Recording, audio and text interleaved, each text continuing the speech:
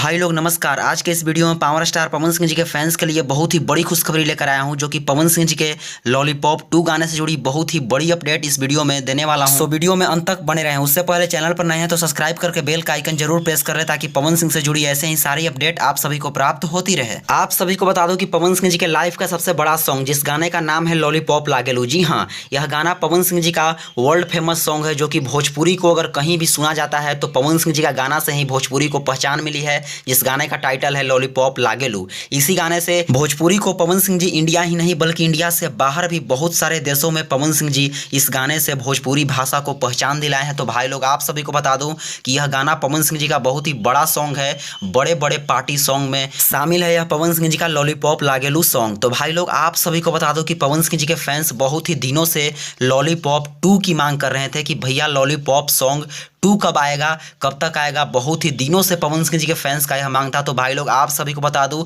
कि अब आप सभी का मांग पूरा होने जा रहा है, क्योंकि पवन सिंह जी अपने फैंस के मांग को पूरा करते हुए लॉलीपॉप 2 गाने का रिकॉर्डिंग कंप्लीट कर चुके हैं। जी हाँ भाई लोग, बहुत ही बड़ी खबर दे रहा हूं, पवन सिंह जी का लॉलीपॉप 2 गाने का रिकॉर्डिंग कंप्लीट हो चुका है।